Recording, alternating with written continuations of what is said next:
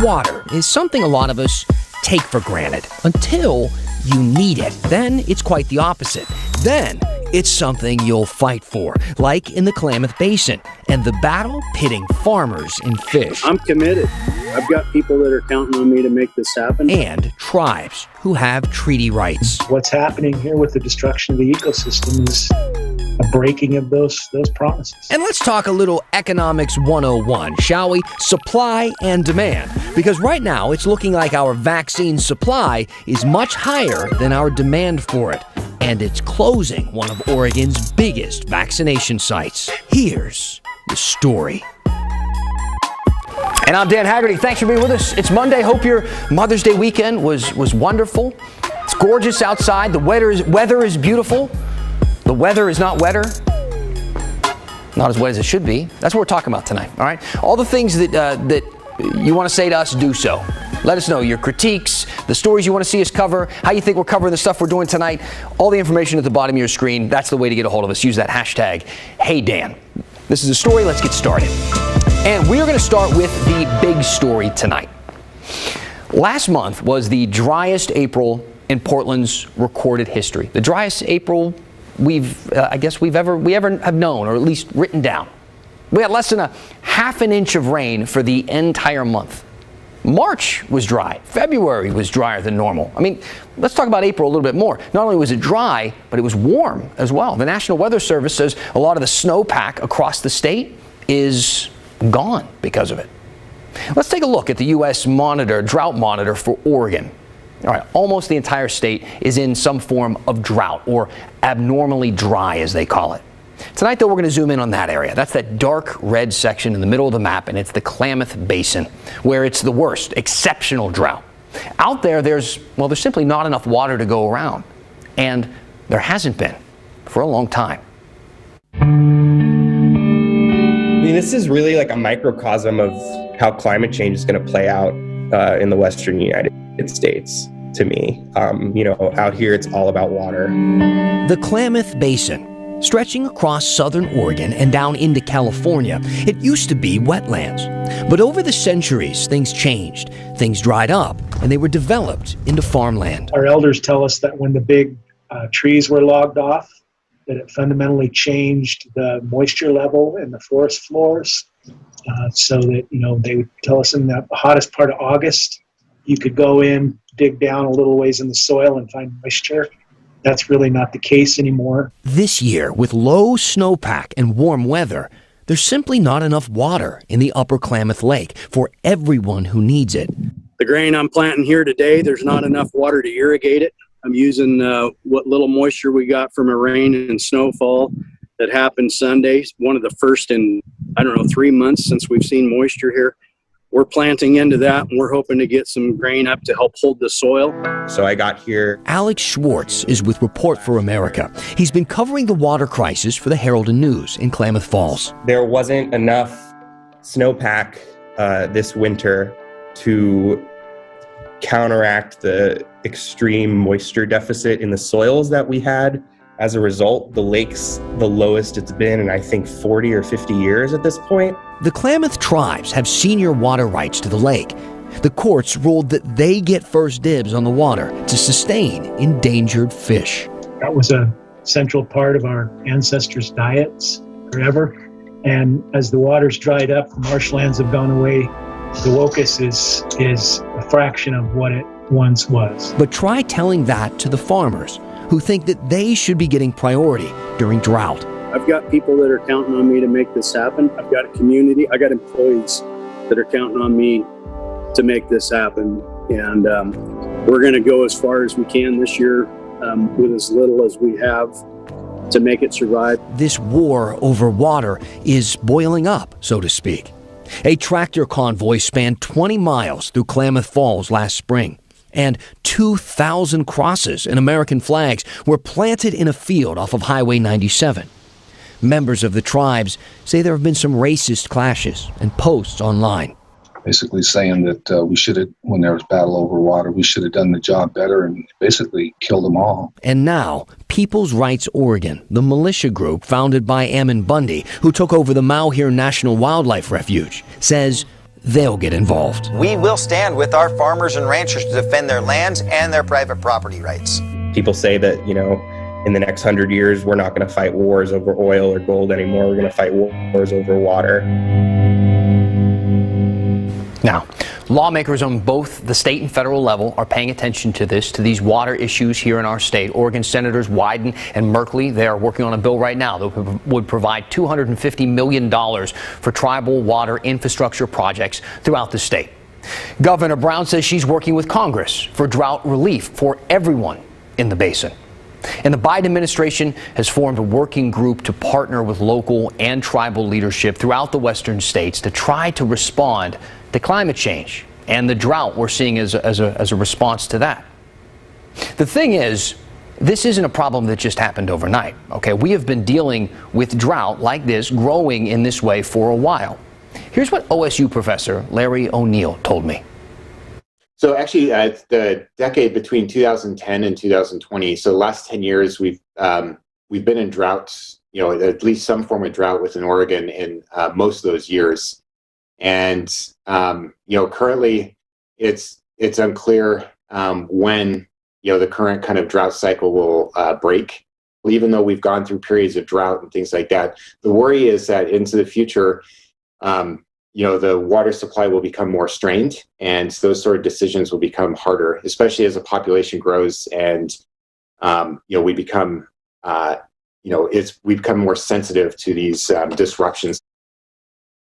All right, let's talk to Chief Meteorologist Matt Zaffino right now. He is an expert on these types of topics. So, Matt, we just talked about everything that's happening with drought in southern Oregon. What do we know about the rest of the state? The rest of the state is doing better, Dan, than southern Oregon, and this was not completely unexpected going through a La Nina year like this. We tend to do well from about central Oregon northward, and we tend to not do well with wintertime snowfall from central Oregon southward, and that's kind of how this winter played out. Now, if you look at our snowpack basin by basin, where you see red, that's not good news. But green is pretty good. That's the Hood River and Sandy, lower Deschutes. That's 108% of average, and this is for as of today. So that's a good water supply. The Willamette Basin, which is broad, 66%, doesn't sound great, but on Mount Hood, we're doing better. I'll show you that in a minute. Northeast Oregon is also doing okay as well. So the snowpack isn't as bad as it's been in some other years. And when you look at this line, the orange is the line. That's our actual snowpack through the course of this year. The blue is average. So whenever the yellow line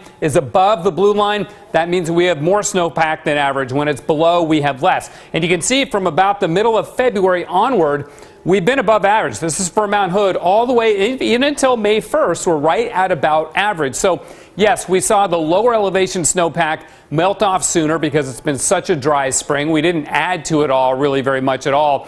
And that is a concern. As far as Portland goes, most of our water supply comes from rainfall in the Bull Run watershed. There is some contribution to melting snow, but much of it is rainfall. And as of right now, shortage is not expected. So what does that mean?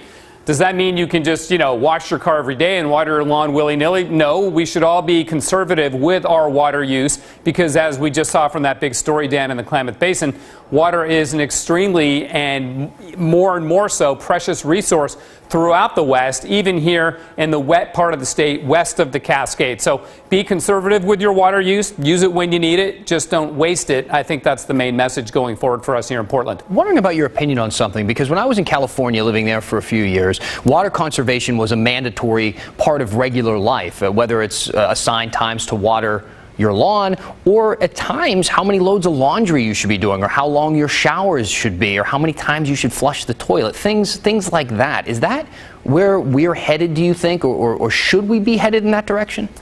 Well, we have a better water supply than California does simply because we live in a wetter climate. I can tell you that those conservation measures in California did a lot. I mean, their water usage dropped, and the amount of water they saved in a huge state, as you know, was really incredible. So it works. Now, you can debate whether or not you're infringing on personal liberties by telling people how many loads of laundry they can wash per week, but in a state that is a dry state, California is a very arid state, they need to take measures, extreme measures sometimes. I saw a story today about the water supply in the Colorado River held back by Lake Mead, and that's at its lowest levels ever. So water supply is going to become an increasingly big issue throughout the West as our climate continues to change. In fact, one graphic I didn't get to show you, but I actually was working on, was when you look at the runoff in the spring, it has been happening earlier since 1958 and even later than that, but especially in most years we're seeing an earlier runoff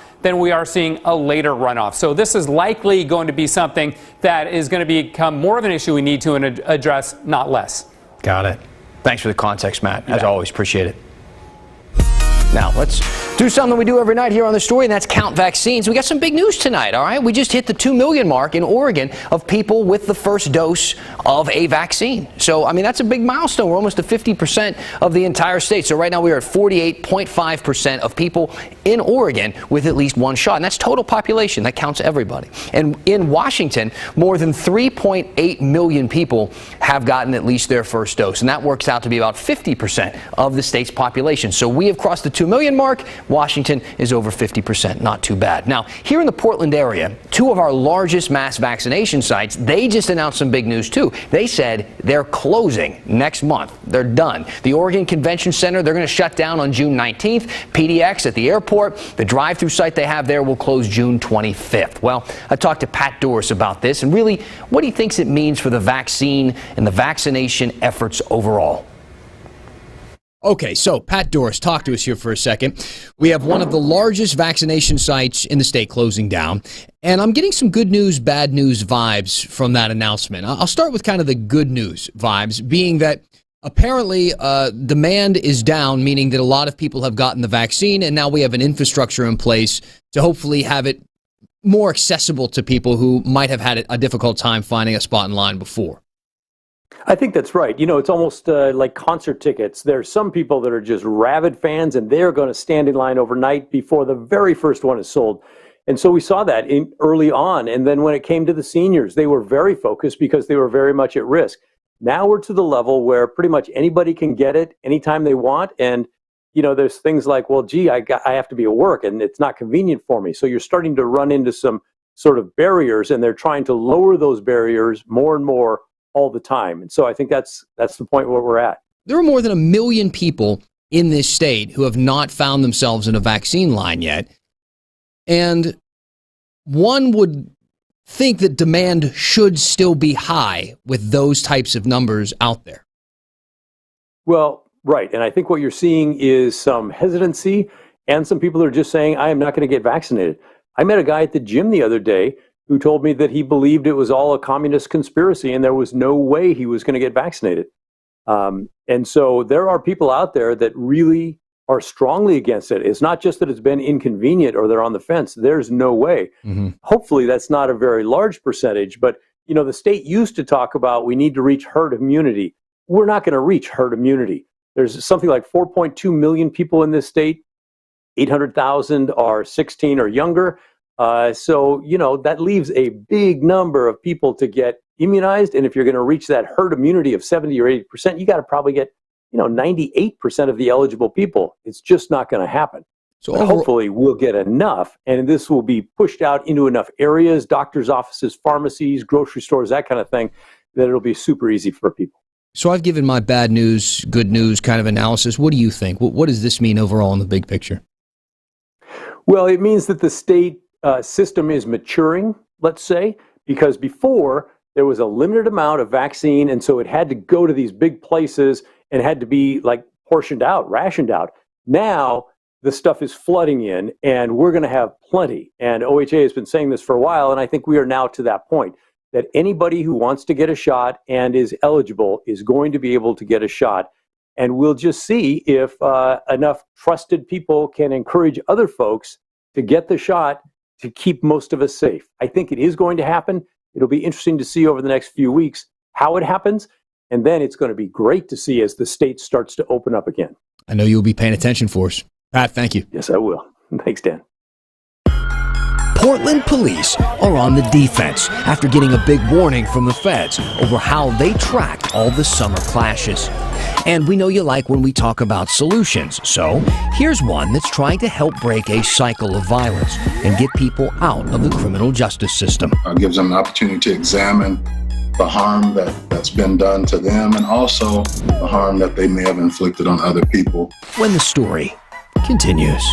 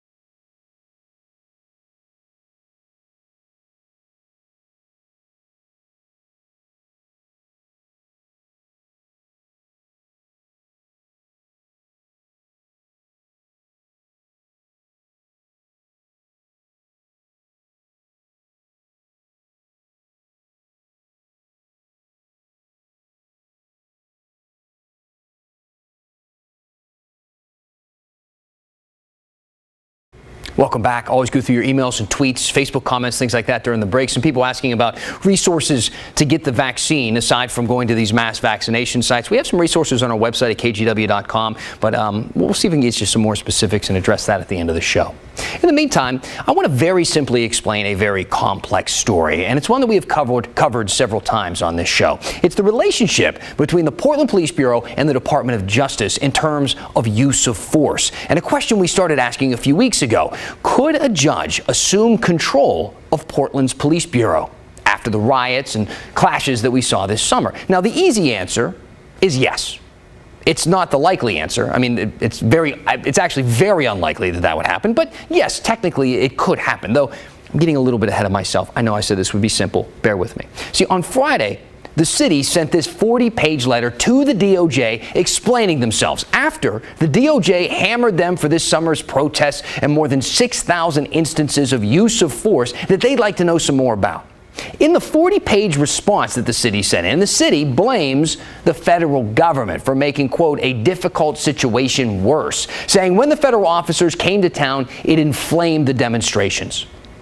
Look, very simply, as I promised, here's the deal. Look, PPB is supposed to follow a specific process when documenting use of force based on a prior agreement with the Department of Justice. So, when you see video on TV or on your computer or on your phone of police rushing a street and hitting people with batons or tackling them or using tear gas or any of that stuff, they're supposed to document it in a precise way. And frankly, they didn't, or they can't show that they did.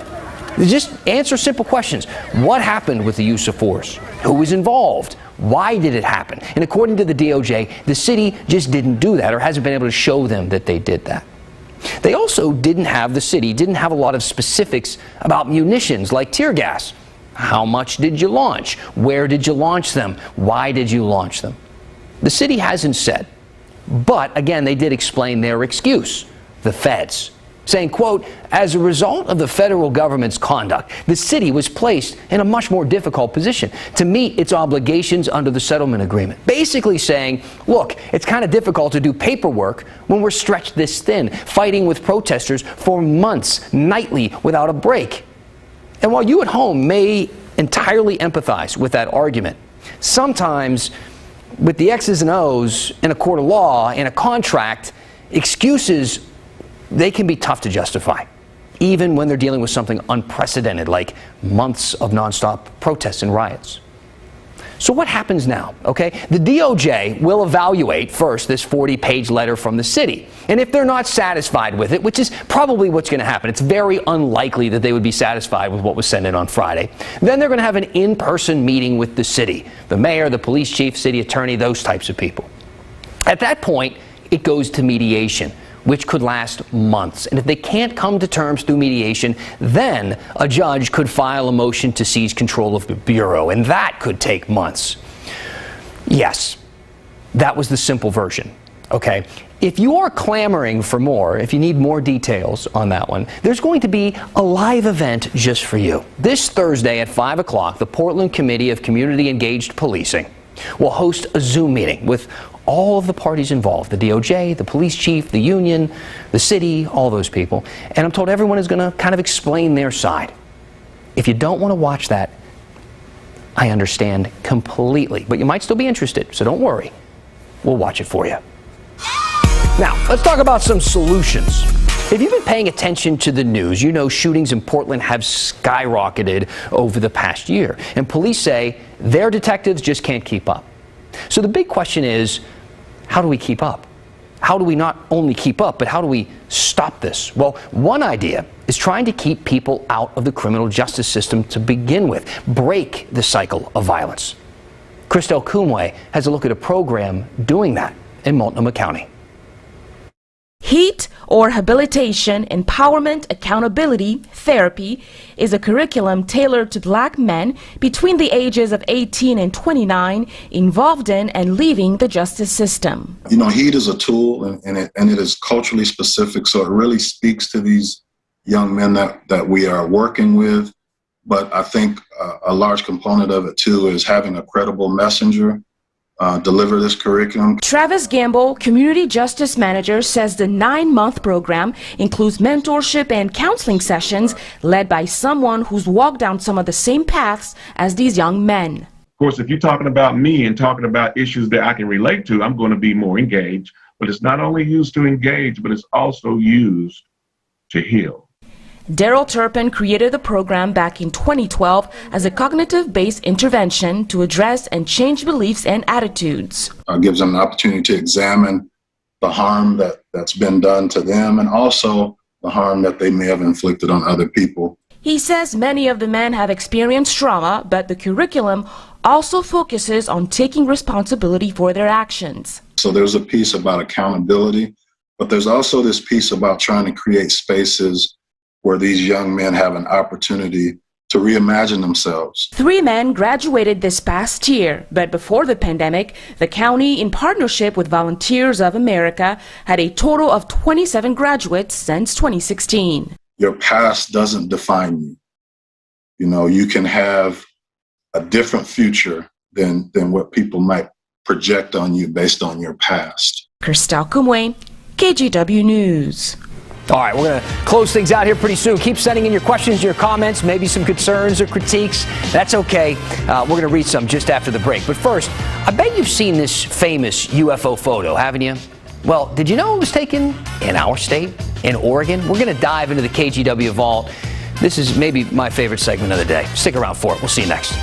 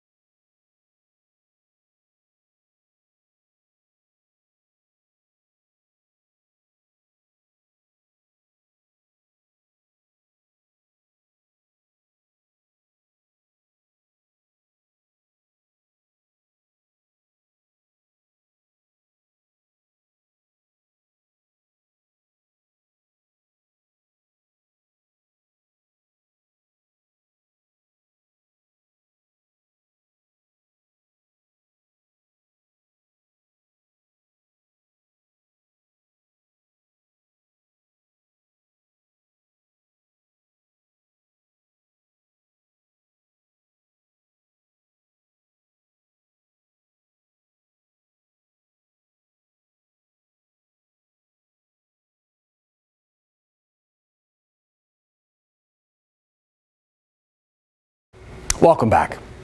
I'm glad Laurel Porter just walked into the studio. You're not on camera, don't worry. But she hears me go on and on about this all the time, and I'm glad we can finally get it on the news. Do you ever wonder if we're alone in the universe? We're not. I mean, I don't know for sure, but we're probably not. I know it's a big question to hit you with on a Monday here, but when you look up in the sky and you see this, the thing on the left and right, not the thing in the middle, what comes to mind? Aliens, right? A bunch of you sent some videos in last week, skies and the light. Turns out, though, it is not extraterrestrials. It is Elon Musk, who I don't think is an extraterrestrial. We're pretty sure he's not.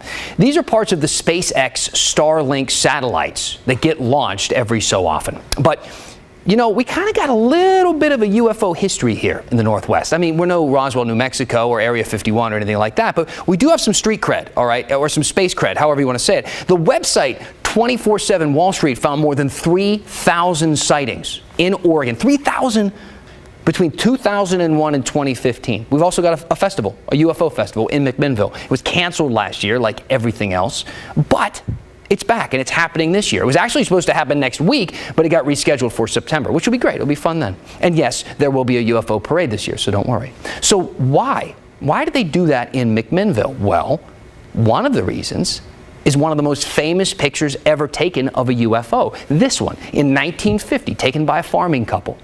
Also during the 50s, KGW actually aired a weekly show called Space Report, which I kind of wish we still did. But guess what? You're in luck, because we dug up a clip from the show out of the KGW vault. Thursday, September 24, 1959. For nearly 2 years now on Space Report, I've been giving you details on that enigma of the age, the unidentified flying object. Like the UFO that hung over Redmond, Oregon for at least 2 hours early this September morning. Now, where did you see this unidentified bright object in the sky? Can you point it out to us? Yes, it was right off in this direction, right out east of Redmond on the Prineville Highway. It came close to the ground and it stopped.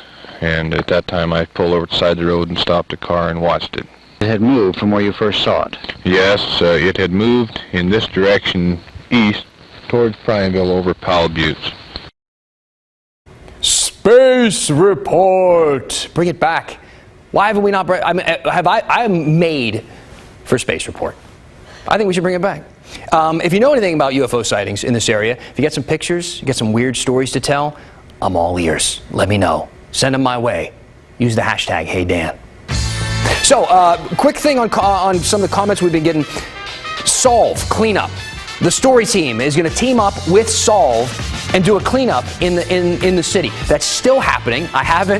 We haven't forgotten about it. We're doing it. We're working with them on the details right now. It's going to be soon. Okay, it's going to be this month. Stay tuned for the details. I guess you're just going to have to watch every night, unfortunately, because there's going to be a limited number of spots, and I really want everybody who wants to be there to have a chance to be there. So. Keep watching, keep communicating with us, and we'll let you know what happens next. In the meantime, that's the story for tonight. It's a Monday. I'll see you back here tomorrow.